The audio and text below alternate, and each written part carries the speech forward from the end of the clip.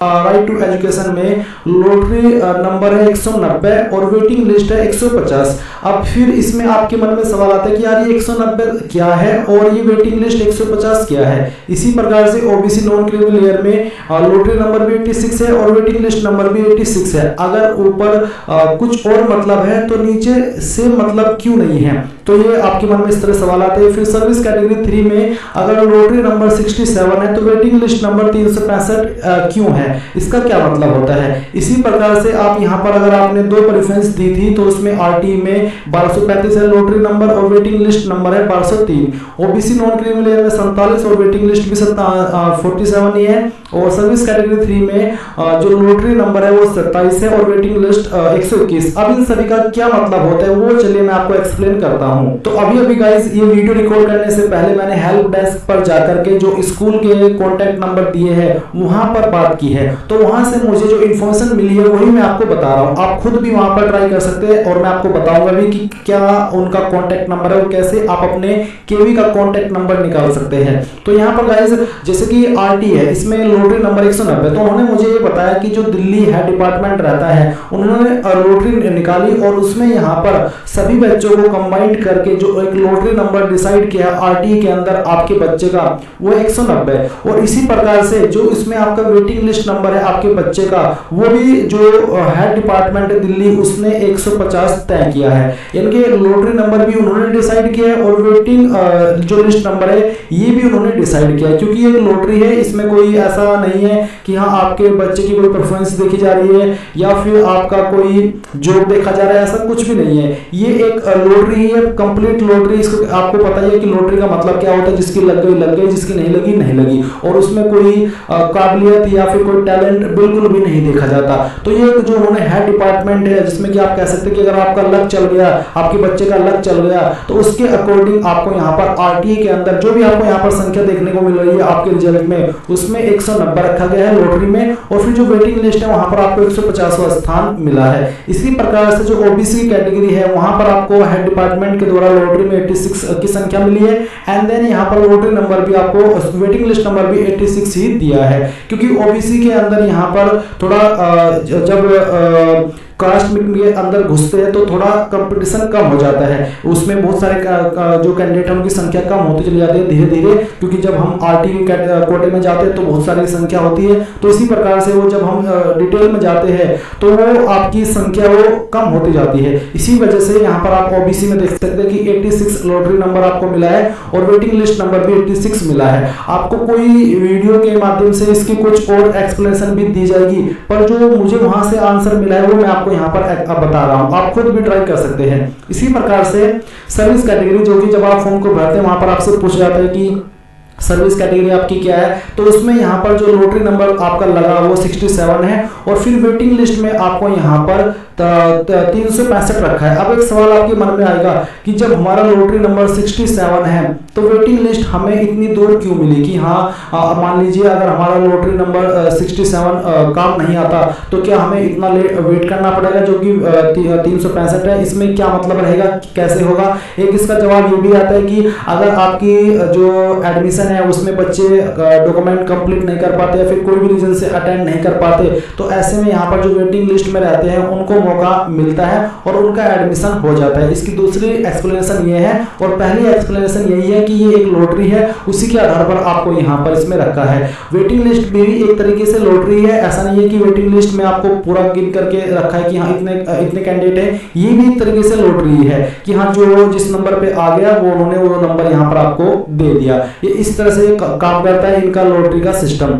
अब यहाँ पर एक और सवाल आपके मन में ये रहेगा कि कितनों का यहाँ पर एडमिशन हो सकता है। तो मैंने यहाँ पर अभी स्कूल के अंदर बात की तो उन्होंने मुझे बताया कि उसमें सिर्फ उन्होंने 16 कैंडिडेट तक ही लिए हैं। जी हाँ, अगर आपका लॉटरी नंबर 20 तक है, मैक्सिमम मैं 30 भी नहीं कहूँगा, 25 भी नहीं कहूँगा, चाहे आप कहीं से भी कर रहे हैं। हाँ, अगर आपके जिस केवी के लिए आपने अप्लाई किया था वहाँ की थोड़ी कैपेसिटी ज़्यादा है तो ऐसे में ये संख्या ज़्यादा जा सकती है, पर एवरेजली ये जो संख्या है वो 20 तक ही रहेगी। अगर आपका सेकंड लिस्ट में 20 तक आ जाता है, थर्ड लिस्ट में 20 तक आ जाता है और 20 मैक्सिमम बता रहा हूं, तो आपका यहाँ पर बच्चे का एडमिशन हो सकता है। अब मैं आपको बताता हूं कि अगर आपका फर्स्ट लिस्ट के अंदर नहीं हुआ जो आपकी आई है और आपने जो केवी है उसके अंदर प्रेफरेंस दी है कि मुझे इन केवी के अंदर एडमिशन चाहिए यानी कि मेरे बच्चे को, तो आप अब ये कैसे पता करें कि उसमें मेरा सेकंड लिस्ट में हो सकता है या फिर थर्ड लिस्ट में हो सकता है, उसका एक ऑफिशियल तरीका मैं आपको बता रहा हूं। जहां से आपने फॉर्म को भरा था वहीं पर हम हैं। यहां पर आप देखेंगे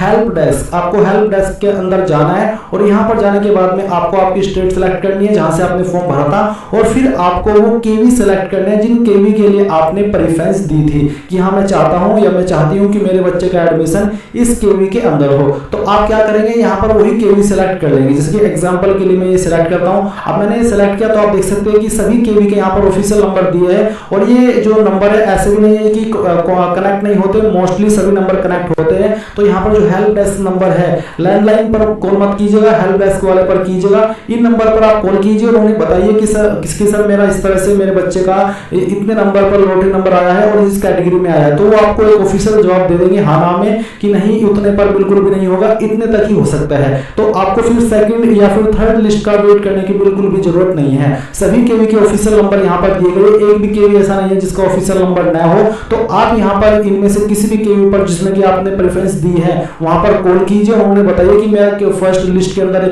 ये वाला लॉटरी नंबर मिला है, ये मेरा वेटिंग लिस्ट नंबर है और ये मेरी कैटेगरी है या फिर ये मेरी सर्विस कैटेगरी है। उन्हें बताइए, वो आपको ज्यादा समय नहीं लेंगे और हाँ नाम में बता देंगे कि हाँ आपका होगा या फिर नहीं होगा सेकंड लिस्ट या थर्ड लिस्ट के अंदर। ये एक ऑफिशियल जवाब है, आपको वेट करने की आवश्यकता नहीं है, फिर आप अपने बच्चे का एडमिशन कहीं और भी करा सकते हैं, इसके भरोसे नहीं रहेंगे।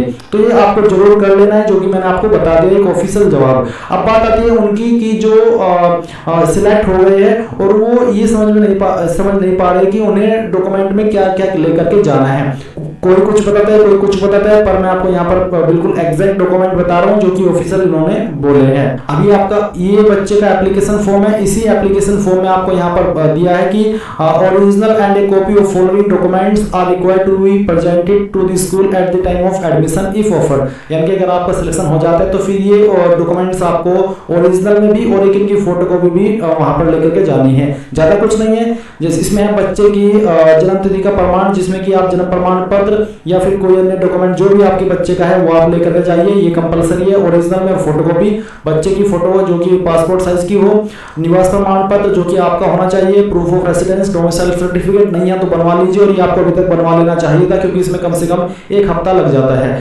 फिर SC ST OBC NCL श्रेणी प्रमाण पत्र, अगर आप SC ST OBC है तो फिर आपको जो कास्ट सर्टिफिकेट है ये भी बनवाना है। एंड फिफ्थ है सक्षम अधिकारी द्वारा दिए गए सेवा या फिर सेवानिवृत्त कर्मचारी का सेवा प्रमाण पत्र, ये भी आपको बनवाना है। ज्यादा नहीं, सिर्फ 5 है, इसके अलावा चाहे आपको कोई कुछ भी बोले वो आप कंसिडर मत कीजिए। इन सभी डॉक्यूमेंट के साथ में वहां पर पहुंच जाइए और अगर वो कॉलेज स्कूल वाले आपको कह रहे हैं कि हाँ हमें कुछ और एक्स्ट्रा डॉक्यूमेंट चाहिए तो वो आपको इसमें समय भी दे देंगे, ऐसा नहीं है कि आपका रिजेक्ट हो जाएगा। अगर हाँ आपने इन डॉक्यूमेंट में देरी की या ये सभी साथ में नहीं लेकर के गए तो फिर आपका कैंडिडेचर यानी कि आपका फॉर्म रद्द हो जाएगा।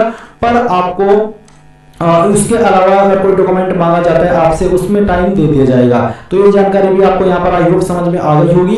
और सेकंड लिस्ट आपकी 29 अप्रैल को आ ही रही है तो उसके बारे में मैं वीडियो बना दूंगा अगर आप चाहेंगे, पर मैंने आपको बता दिया कि आप केवी के अंदर कांटेक्ट कीजिए और वहां से अपना आंसर जान लीजिए।